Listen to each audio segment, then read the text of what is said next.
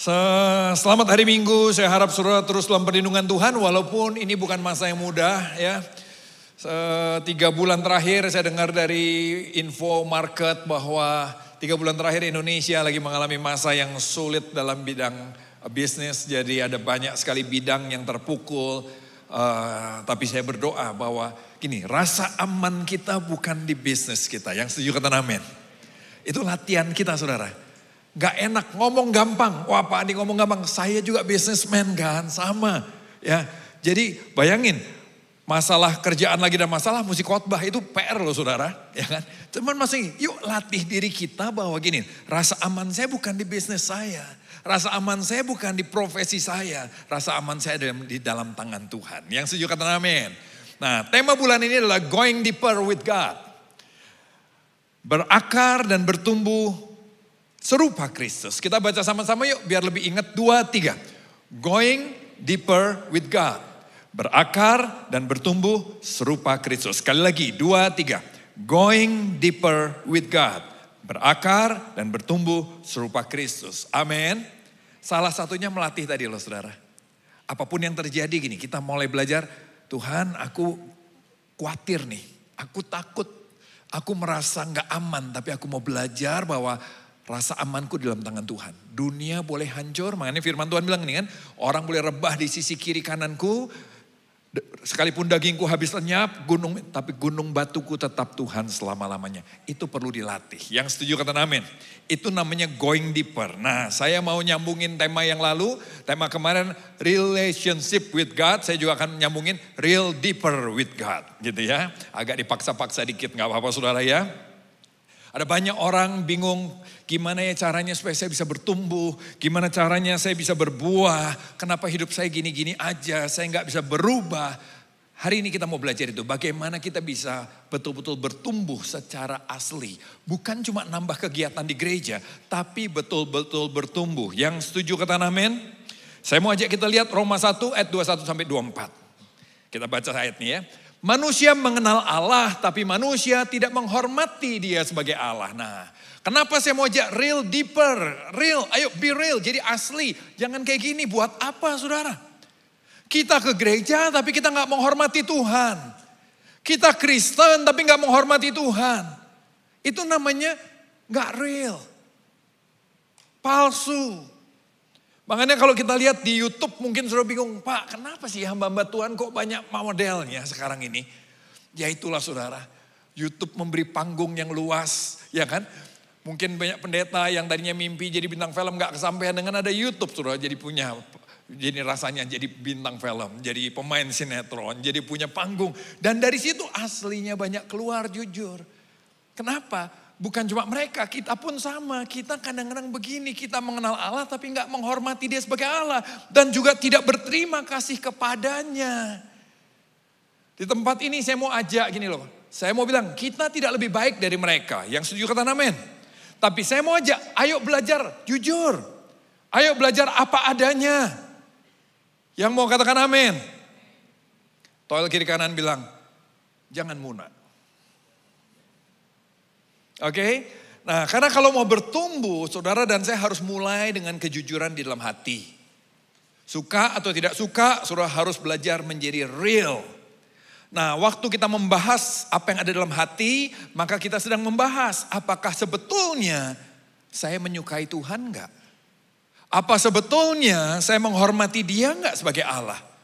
Apa sebetulnya saya mengasihi Tuhan apa enggak? Ayat lanjutnya bilang begini, sebaliknya manusia memikirkan yang bukan-bukan. Nah itu dia. Hati mereka sudah jadi gelap, mereka merasa diri bijaksana, padahal mereka bodoh. Udah gak menghormati Tuhan, ke gereja tapi gak menghormati Tuhan, terus punya teori sendiri lagi. Menurut gua mah yang gak usah baca Alkitab.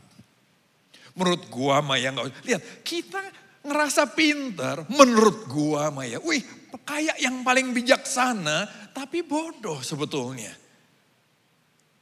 Belajar jangan mikir yang enggak-enggak saudara. Ayo belajar kalau mau bertumbuh, belajar real di dalam Tuhan. Belajar untuk jujur, belajar mau menundukkan diri kepada dia. Ayat berikutnya bilang begini. Bukannya Allah yang abadi yang mereka sembah. Bukan Tuhan yang sejati yang mereka sembah. Melainkan patung-patung yang menyerupai makhluk yang bisa mati. Yaitu manusia, burung, binatang yang berkaki 4 dan binatang yang melata. Nah mungkin ada berapa, kalau ini saya sudah lulus Pak, saya nggak pernah nyembah patung. Saudara, berhala yang dimaksud di sini itu berhala. Dan berhala itu bukan cuma patung.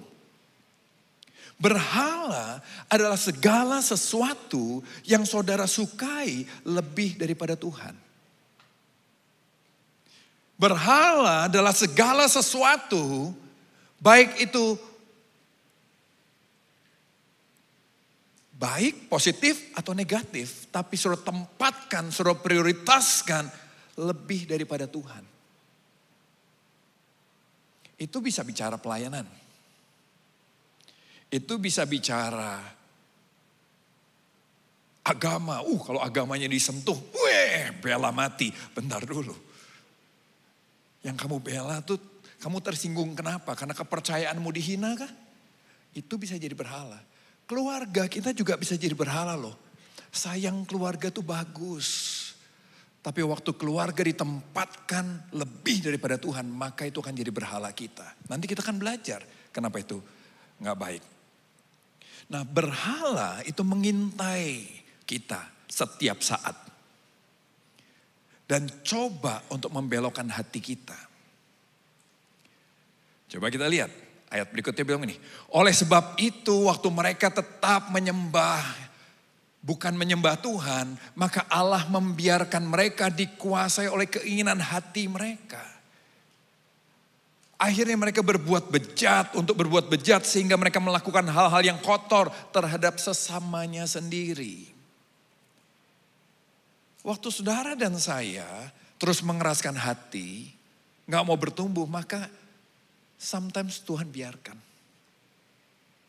Kalau Tuhan biarkan jangan senang saudara. Hidup kita akan berantakan hancur. Nah kenapa orang sulit untuk diajak deeper dalam Tuhan? Karena gini, buat apa sih saya bertumbuh? Apa untungnya? Kalau itu membuat saya kaya, saya mau. Betul, ada banyak orang begitu. Orang rela mandi kembang 7 sumur kalau yang penting kaya. Tapi kalau gini, untuk dekat sama Tuhan, ngapain mandi kembang? Halo, ngapain saya harus berkorban untuk belajar mengenal Tuhan? Kenapa? Sometimes tadi itu menunjukkan berhala kita. Uang jauh lebih berharga buat kita. Kekayaan jauh lebih berharga buat kita daripada Tuhan. Kalau Tuhan bisa tolong saya melewati masa-masa sukar sekarang, saya mau menyembah Dia. Nah sayangnya Tuhan gak main dengan itu saudara. Makanya Petrus bergumul, dia sempat mengkhianati Yesus, dia sempat nih. Tapi terus dia merenung banyak sampai akhirnya gini loh. Dia menemukan engkau segalanya. Walaupun apa? Kemudian dia mati di salib. Petrus mati di salib terbalik kan. Dia gak mengkhianati lagi Tuhan. Tapi dia bilang, waktu dia mau disalib dia bilang gini loh. Tuhanku mati di salib dengan kepala di atas. Aku gak layak mati seperti dia. Dia minta disalib, kepala di bawah. Untuk apa saya bertumbuh jadinya? Jadi untuk apa saya bertumbuh? Untuk ini loh saudara. Sebab semua yang dipilihnya dari semula, yaitu saudara dan saya, yang dipilih dari semula, mereka juga ditentukan dari semula untuk menjadi serupa dengan gambaran anaknya. Jadi kita bertumbuh untuk menjadi serupa dengan gambaran anaknya, menjadi seperti Kristus. Supaya ia anaknya itu menjadi yang sulung di antara banyak saudara, menjadi seperti Yesus. Katakan menjadi seperti Yesus. Karena saudara dan saya sudah diampuni, kita sudah ditebus, kita sudah jadi anak Allah, kita sudah jadi orang yang dikuduskan oleh Allah. Saudara dan saya sudah dikuduskan loh. Tapi jangan terus tetap di situ dan gak kemana-mana. Ayo bertumbuh sampai itu betul-betul nyata. Kalau mau jujur sekali lagi kita lihat yang di YouTube, aduh kasus kan banyak sekali ya saudara ya. Doain supaya saya jangan kena kasus, amin saudara. Aduh kasus, saya kadang-kadang sampai perlu minta maaf sama orang di luar bahas. Pastor ini ada begini, orang belum kenal Tuhan, saya sebagai pendeta juga minta maaf ya. Kalau banyak pendeta kayak gitu, mungkin saya juga salah satu yang minta maaf. Kalau kalian berharap tinggi sama kami, tapi kami tidak bisa melakukan itu. Tapi seharusnya kita mau jujur sama diri kita sendiri dan kita mau belajar untuk menjadi seperti Kristus. Yang setuju kata amin. Dan kita semua mencerminkan kemuliaan Tuhan dengan muka yang tidak terselubung. Dan karena kemuliaan itu datangnya dari Tuhan yang adalah roh, maka kita akan diubah menjadi serupa dengan gambarnya dalam kemuliaan yang semakin besar. Harusnya semakin hari kita semakin bertumbuh, semakin bertumbuh. Berapa tahun saudara jadi Kristen? Seberapa jauh apakah saudara dan saya semakin bertumbuh, semakin bertumbuh? Karena seharusnya kita diubah dalam kemuliaan yang semakin besar. Kemuliaan yang semakin besar. Gini loh saudara, bukan untuk siapa-siapa. Begini, orang di luar lihat Tuhan lewat kita. Amin. Dan waktu saudara dan saya mengalami Tuhan semakin lagi semakin. Bukan harus kelihatan hebat, bukan. Tapi kita bisa semakin menceritakan betapa Allah yang kita kenal itu luar biasa. Di dalam mungkin kelemahan kita, tapi kita bisa bilang Tuhanku ajaib. Dan itu adalah kemuliaan yang semakin besar, semakin besar. Tuhan rindu, kita perlu bertumbuh supaya kita mengalami semua janji Allah. Gak cuma omong kosong, gak cuma teori saja, tapi mengalami betul-betul. Sampai orang suatu kali lihat saudara dan saya mau kenal Tuhan yang kamu kenal. Amin. Buat kita apa? Buat kita sendiri. Kalau kita mengenal dia lebih lagi, maka gini, saudara dan saya akan ada di satu masa yang kita tidak tergoncangkan lagi. Dunia boleh lenyap, tapi kita tetap kuat dalam Tuhan. Amin. Itu kita bertumbuh untuk itu. Yang kedua, apa yang menghalangi kita bertumbuh? Apa penghalang untuk kita bertumbuh? Saya akan kasih kesaksian, sebentar saya akan puterin satu video yang diambil dari pembinaan kita kemarin. Mike Christian, dia akan cerita ini. Saya akan cerita gini, kenapa saya ambil contoh dia? Dia pendeta, saya pendeta, nanti semua contoh yang saya akan kasih itu pendeta semua hari ini. Mungkin, bukan semualah, 80%. Nah, pendeta kenapa? Supaya saudara tahu gini, kita semua sama-sama punya pergumulan. Gak ada yang sudah lebih baik, setuju? Gak ada yang sudah lulus, kita semua sama-sama. Nah, saya mau kasih contoh lewat teman-teman saya ini, gimana mereka menghadapi penghalang pertumbuhan ini loh. Terus akhirnya justru bisa bertumbuh. Kita mau asli-asli aja, oke? Yuk kita lihat video ini.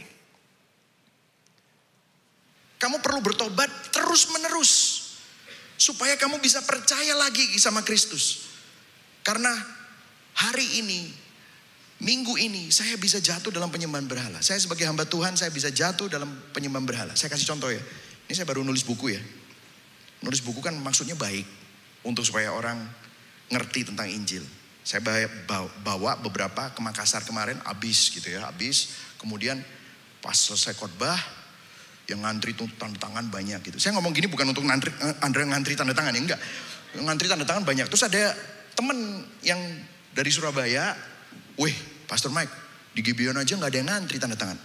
Memang Nabi kalau di kotanya sendiri gak ada yang peduli gitu. Saya bilang begitu ya.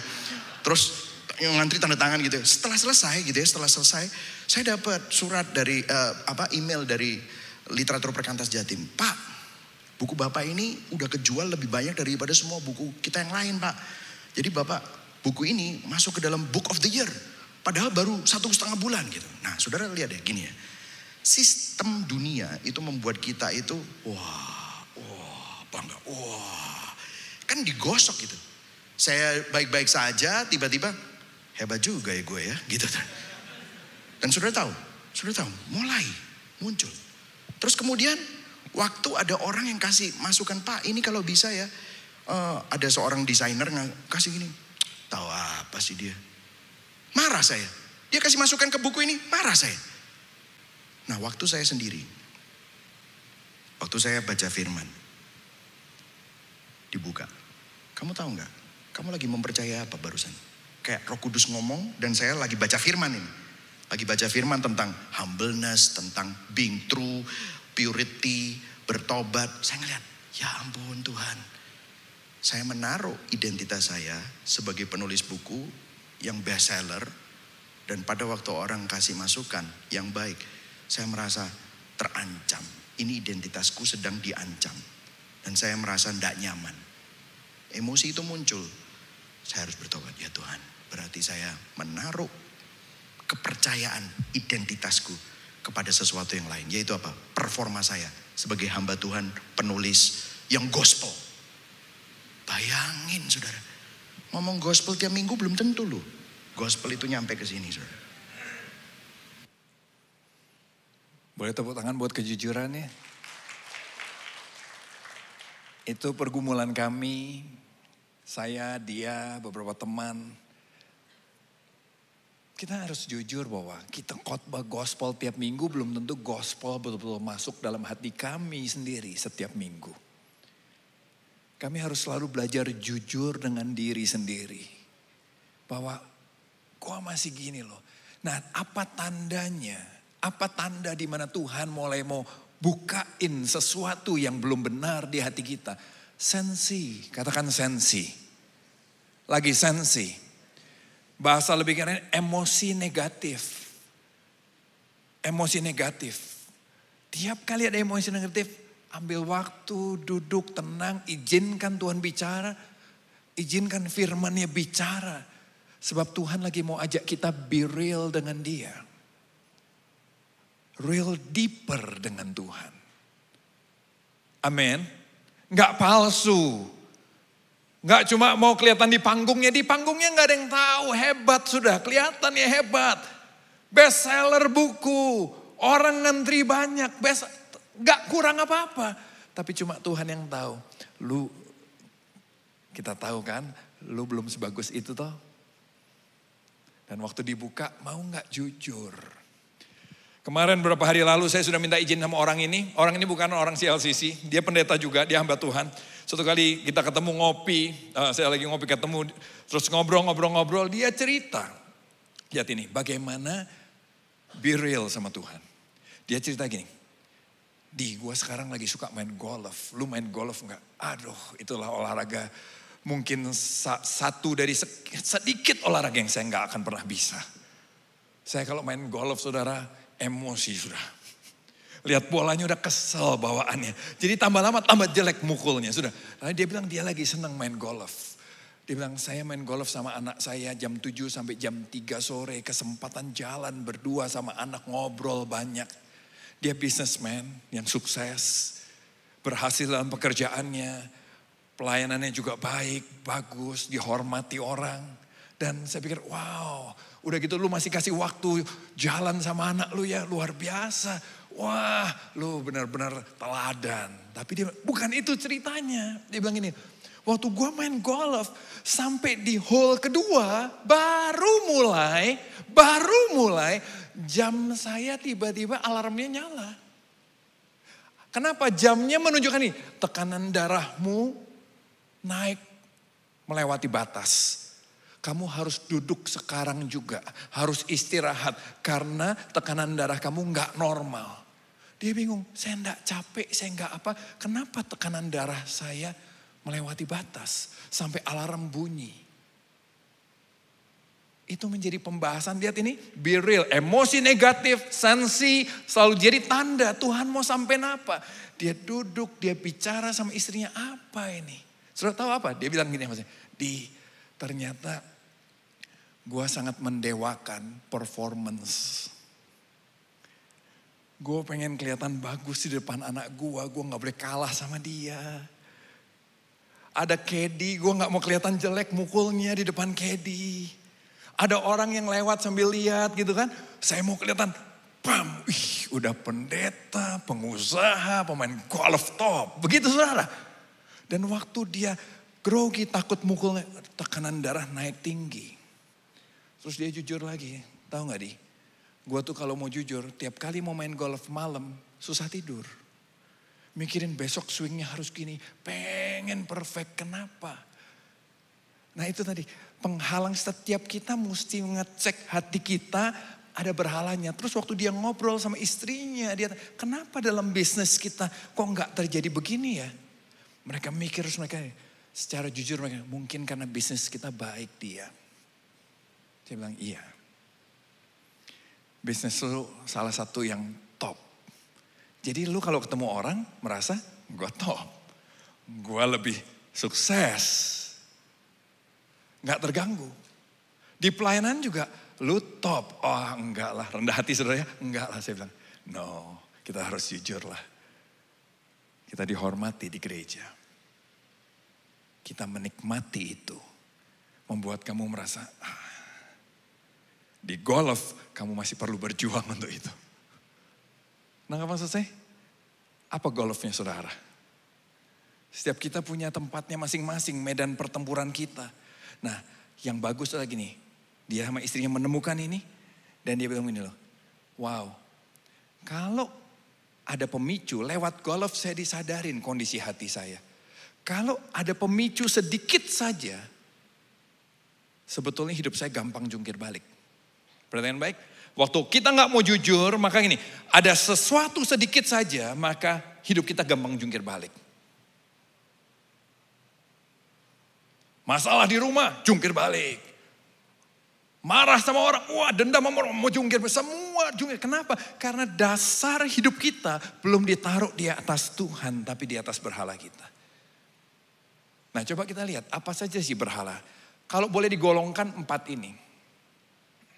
Apa aja yang menghalangi kita? Berhala, nah 4 nih, 1, 2, 3, 4. Ini akibatnya semua, tapi ini sumbernya. Yang pertama ada orang menaruh rasa amannya, menaruh semuanya dalam power, kuasa. Nah teman saya tadi yang golf ini, Mike, ada nanti saya kasih tahu Mike yang mana. Karena dia ngomong juga sama saya. Kuasa, power, sangat ingin sukses, ingin menang, ingin kelihatan baik, kata dia. Saya juga ini, saya harus ngaku ya. Di sini areanya. Dan akibatnya nanti buah-buahnya banyak sekali. Kita takut dihina, takut gak dihormati, takut dianggap gagal. Terus semua akhirnya kita juga mengorbankan orang lain. Kita ada merendahkan orang lain. Orang lain juga jadi korban. Anak kita jadi korban, keluarga kita jadi korban. Waktu semuanya baik, seakan-akan baik. Tapi begitu ada masalah satu, langsung bras, semua bisa hancur. Anak ikut hancur, semua ikut hancur. Ada yang penerimaan, approval. Diakui, diterima, dihargai. Sangat pengen orang puji, kalau orang gak puji gelisah. Kalau orang pandang berbeda gelisah, gak enak. Saya juga ini. Pak kok banyak banget. Ya itulah kita, itulah saya, kok kita. Lu aja kali gitu saudara ya. Terus ada yang kenyamanan, comfort. Nah Mike agak di sini nih kalau dia bilang.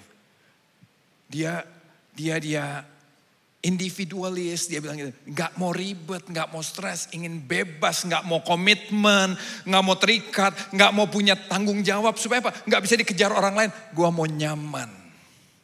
Nah perhatian baik, kapan nih jadi berhala? Waktu firman Tuhan pun gak bisa goyang kita untuk ini. Contoh, ayo pelayanan. Enggak. Gua mah gak mau terikat. Sudah tahu siapa Tuhannya dalam hidup hati kita? Kita mengenal dia, tapi kita tidak menghormati dia sebagai Tuhan. Nah, kenapa saya nggak bertumbuh ya Pak? Ya jelas, karena dia belum jadi Tuhan dalam hidupmu. Tuhan dalam hidup kita masih rasa nyaman kita. Kontrol, nah ini istriku. Makanya saya kelihatan terkontrol sekali kan saudara ya. Under control, bukan. Kontrol itu gini, perfeksionis. Pengen semua pasti sesuai planning, sesuai rencananya. Kalau berubah nggak nyaman buat dia. Makanya dia menikah sama saya sebetulnya masuk jet coaster bersama saya saudara. Karena saya orangnya tidak terlalu suka planning. Ya kan? Suka apa spontan begitu loh. Nah ini lebih teratur dari saya. Nah akhirnya waktu ini terganggu. Gini, terus Tuhan toto pernah saya ingat saya waktu itu baru married. Udah punya anak baby ya waktu itu ya. Bayi, saya pulang dari Kalimantan. Saya ke pedalaman waktu itu handphone gak bisa bunyi 1 bulan kira-kira. Terus saya pulang-pulang saya bilang, Ning, saya beli tanah 2 hektar di pedalaman. Cuma 200.000 harganya, serius saudara, murah sekali. 200.000, saya beli 2 hektar. Kita pindah ke sana ya. Dia kaget, saya pulang-pulang saudara belum cium dia, belum apa langsung kita pindah ke pedalaman. Di pinggir danau. Dia, tapi tahu apa? Dia terusik sekali di sini. Tapi dia jawab, oke loh saudara. Cuma kenapa kami sekarang masih ada di Bandung? Karena waktu kami doa kayaknya enggak deh, emosional deh. Tapi waktu itu, saudara, waktu saya naik dulu buat kamu gimana jawab oke? Saya pusing sih, ke pasarnya kemana, anak gue sekolah di mana. Suaminya nggak mikir. Di pinggir danau, listrik belum masuk, tapi saudara di sana. Nanggap ya, tapi gini loh. Saya nggak bilang satu sisi saya mungkin juga sembrono bicara begitu, tapi sisi lain coba lihat ini. Waktu Tuhan memang mau kita lakukan sesuatu, apakah dia Tuhan atau ini Tuhanmu? Amin. Nah inilah penghalang kita bertumbuh. Selama saudara belum mau jujur, kita belum mau jujur dengan hal ini dan deal dengan ini, maka saudara dan saya tidak akan bertumbuh. Kamu bisa tambah sibuk di gereja, kamu bisa tambah banyak baca Alkitab, tapi tidak bertumbuh. Bertumbuh dimulai waktu saudara dan saya mulai mau jujur. Dan mau menghadapi ini, mau merenungkannya di dalam firman. Supaya jangan apa, kalau kita nggak mau terus, Alkitab tadi bilang nih, Tuhan membiarkan mereka dikuasai oleh keinginan hatinya. Ya sudah, kalau kamu mau zona nyaman, ya zona nyaman. Kontrol, nanti lihat, suatu kali apa, dunia yang kita ada, sekontrol-kontrolnya kita, tetap akan di luar kontrol kita one day. Setuju? Setuju? Dan waktu itu terjadi, dunia kita jungkir balik. Dan teman saya tadi lewat golf, dia bilang nih, Tuhan sadarin saya lewat golf. Bahwa suatu kali kalau saya harus benar-benar naruh Tuhan di atas segalanya. Karena apa? Sebetulnya hidup saya rapuh, dia bilang. Ada pemicu sedikit saja, jungkir balik hidup saya. Karena ternyata cuma gara-gara golf diliatin caddy, diliatin anak, diliatin orang yang lewat aja. Udah pengen, harus perform. Wow, rapuh dia bilang. Bukannya Allah yang abadi yang mereka sembah, melainkan patung yang menyerupai tadi, berhala tadi. Kalau berhala modern yang tadi tabel tadi. Oleh sebab itu Allah membiarkan mereka dikuasai oleh keinginan hati mereka untuk berbuat bejat. Sehingga mereka melakukan hal yang kotor terhadap sesamanya sendiri. Oke? Pak kayak kita gak sampai segitunya. Bentar dulu, belum tentu. Keinginan hati itu apa? Keinginan hati itu epitumia. Yang artinya gini, hasrat keinginan yang melebihi batas normal. Sayang anak itu baik. Tapi menempatkan anak lebih dari Tuhan itu melewati batas normal. Itu mulai berhala. Nah lihat, epitumia, keinginan hati inilah yang menciptakan berhala dalam hati kita. Calvin mengatakan ini, hati manusia itu pabriknya berhala. Kenapa? Kita punya banyak keinginan. Dan waktu kita punya keinginan ini, kita sedang foto, kamera kita jadikan segalanya. Itu menjadi berhala baru buat kita. Kita suka mobil, mobil karena beli mobil baru. Tadinya nggak berhala mobil, tiba-tiba kita jadi punya berhala mobil sekarang. Kenapa? Kita punya banyak keinginan. Dan hati kita itu akhirnya jadi pabriknya berhala. Tadinya rajin ke gereja, sekarang sering lebih rajin gosok ban mobil daripada datang ke gereja. Oke, saudara renungkan itu ya, saya mesti lanjut. Patung ini adalah patung Baal. Kalau saudara suka baca perjanjian lama, maka saudara menemukan dewa Baal kan. Dewa yang terus menggoda Israel sepanjang perjanjian lama. Yang membuat Israel bingung, Yahweh atau Baal ya. Yahweh atau Baal, bolak-balik di situ terus. Siapa Baal ini? Baal punya arti, owner. Katakan owner, pemilik. Pemilik. Lord, jadi hati-hati dengan berhala. Kalau kita terus menjadikan dia segalanya, dia akan jadi owner dalam hati kita. Mana Tuhan menyerah, ya sudah kalau itu ownernya kamu, aku serahkan kamu pada keinginan hatimu. Kamu dikuasai sama keinginan hatimu. Siapa Baal? Baal adalah dewa Kanaan sebetulnya. Dewa Kanaan artinya gini, bukan artinya, dia adalah dewa kesuburan, dewa hujan. Tapi nanti ada sebutan lagi dewa-dewa yang lain. Kenapa? Karena dewa ini sangat populer. Begitu populernya sampai pada waktu Israel dibuang ke Mesir. Bukan dibuang. Israel jadi budak di Mesir. Mesir, apa tuh kalau pemain bola? Pemain keturunan di, apa namanya? Apa? Naturalisasi. Ternyata dewa Baal pun dinaturalisasi, saudara. Jadi dewa Mesir. Perhatian baik. Yang saya mau ajak saudara merenungkan, kenapa Israel menyembah Baal? Mesir saat itu adalah trendsetter. Segala sesuatu yang berbau Mesir itu keren. Segala sesuatu yang berbau Mesir itu mantap. Menakjubkan, mengagumkan, dilihat orang, diakui orang. Perhatian baik. Dan Baal itu dewa Kanaan. Kanaan itu kan tanah yang ini, penuh susu dan madu, Alkitab bilang. Suburnya luar biasa. Dewanya Baal. Tapi Tuhan tuh mau bilang kan, bukan karena dewanya, aku akan kasih tanah ini sama kamu kok. Dewanya bukan, yang bikin subur bukan dewanya. Tapi orang lihatnya, dewanya Baal, tanahnya subur. Kalau kita renungkan ke hari ini, kira-kira kenapa orang Israel menyembah Baal? Karena mereka juga pengen menikmati kekayaan.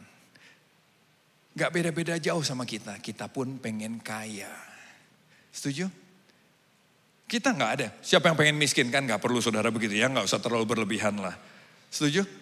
Tapi pengen kaya waktu itu melewati batas yang wajar. Melewati Tuhan.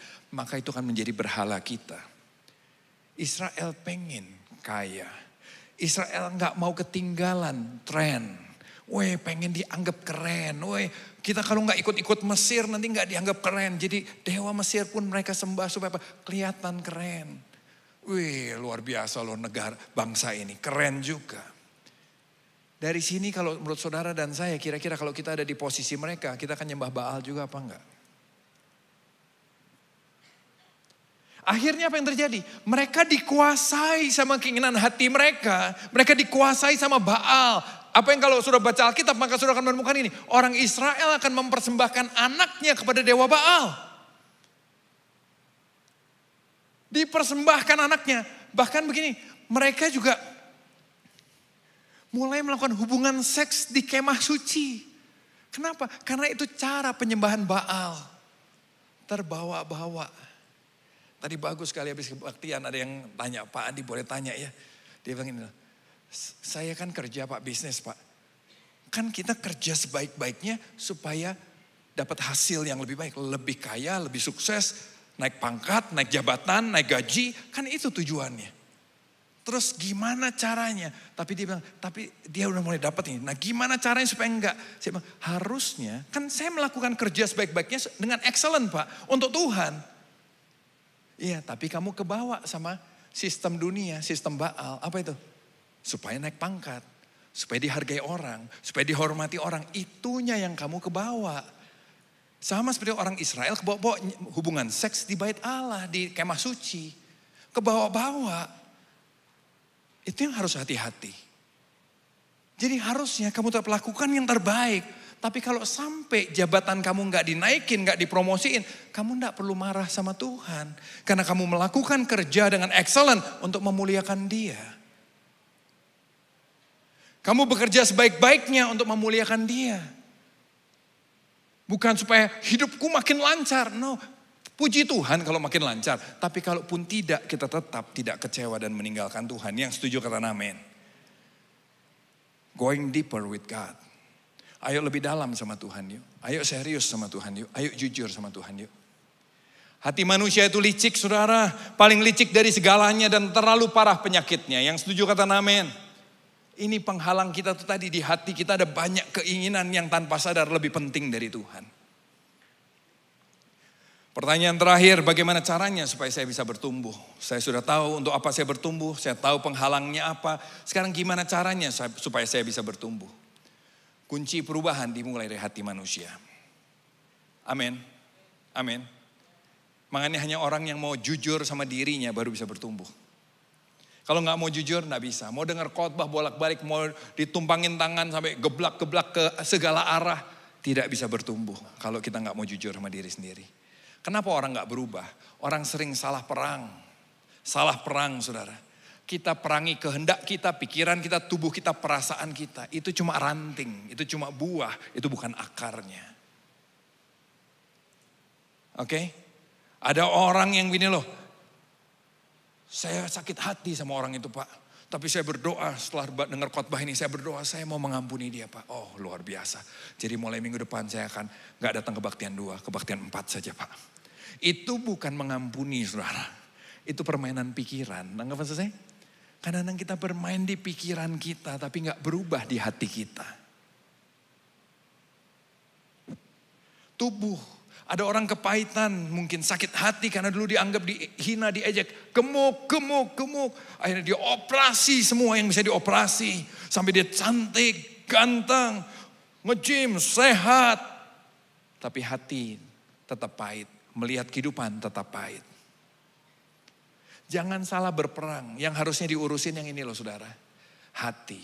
Apa yang sebetulnya diinginkan oleh hatimu? Apakah kita sungguh-sungguh ingin mengenal dia?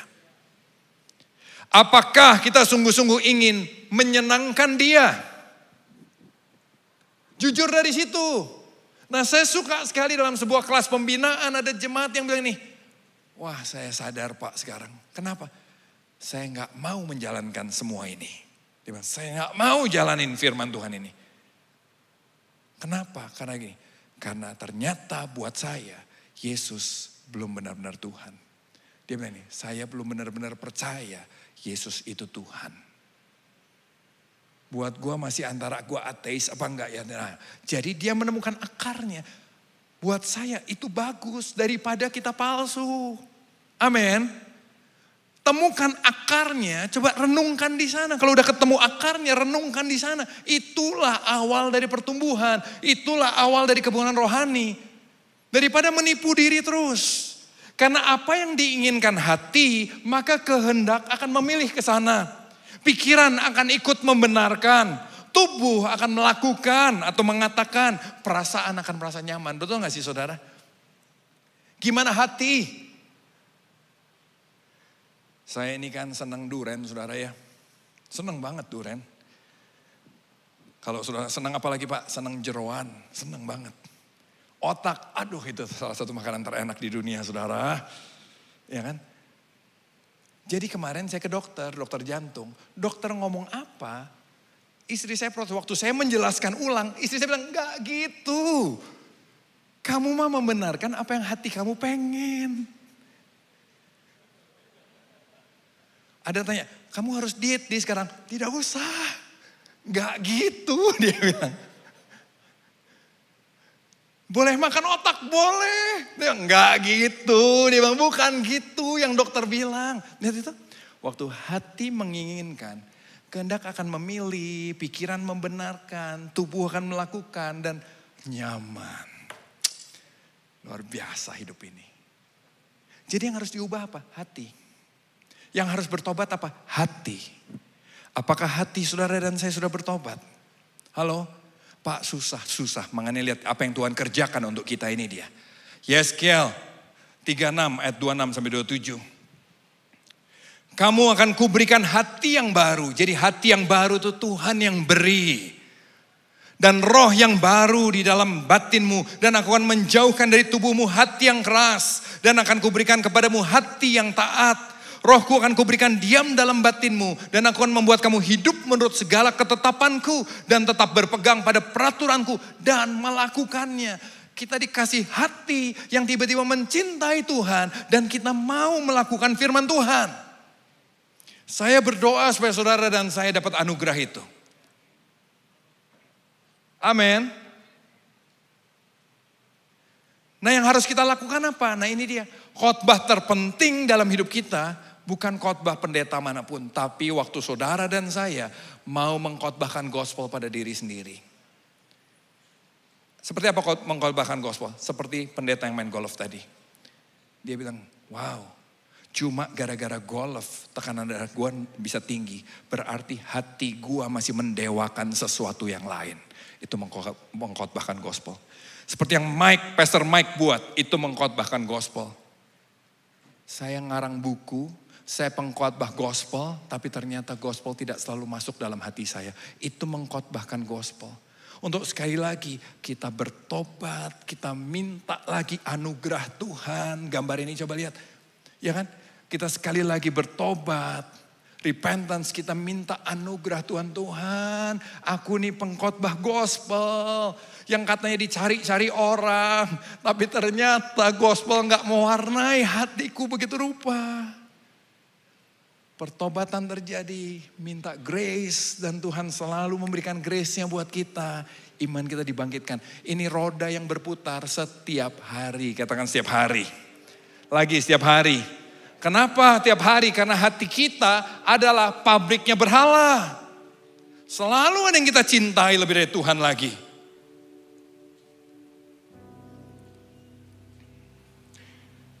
Karena kita juga cenderung lupa sama gospel. Buat pendeta-pendeta saya mengenai bilang ini. Iya sih ya. Yang main gospel. Lu bisnis top. Gereja, kamu juga orang yang luar biasa. Enggak. Pastor saya enggak luar biasa. Oh rendah hati, tapi saya tahu kita kan sesama pendeta, saya bilang. Kita tuh menikmati, dihormati orang. Itu zona nyaman kita. Makanya banyak pendeta rebutan, sudah tahu itu? Rebutan jabatan, kenapa? Rebutan gereja, rebutan rasa dihormatinya itu loh saudara. Selain mungkin uangnya juga mungkin. Tapi rebutan rasa dihormati itu juga di situ. Waktu saya ngomong gini, dia diem dan dia ngangguk. Iya sih. Itulah kita. Tapi be real yuk. Jujur, akui, bertobat, repentance, minta lagi Tuhan. Kalau bukan Tuhan aku gak bisa, minta grace. Tanpamu aku gak bisa, hatiku licik Tuhan, hatiku licik. Yang setuju kata amin. Katakan hati saya licik, jangan hatiku, oh ya setuju Pak Pendeta, amin. Pak Pendeta memang licik hatinya, jangan begitu saudara. Hati kita maksudnya. Hatiku licik Tuhan, aku perlu grace. Dan waktu Tuhan bekerja, iman kita dinaikkan, dibangkitkan Tuhan. Yang mau katakan amin. Amin. Amin. Yuk real, be real deeper with God. Menjadi lebih dalam arti yang sebetulnya. Jangan palsu. Jangan munafik. Kalau masih mencintai diri sendiri bilang aku masih mencintai diriku sendiri. Saya suka sama salah satu jemaat yang bilang saya harus akui. Saya belum percaya Yesus sebagai Tuhan saya. Saya harap itu menjadi awal pertobatan Anda. Awal pertobatanmu, awal pengenalanmu akan Tuhan, awal imanmu akan dibangkitkan. Karena kamu sudah mulai jujur dengan dirimu sendiri. Karena sadar dosa adalah bentuk kasih karunia Tuhan. Sadar dosa, Alkitab bilang Roh Kudus yang menyadarkan kita akan dosa. Kita tidak bisa sadar dosa tanpa Roh Kudus yang menyadarkan. Jadi kalau sampai ada orang bisa sadar dosa, besar harapan saya, Roh Kudus sedang bekerja dalam hatimu. Kita sembah Tuhan dulu.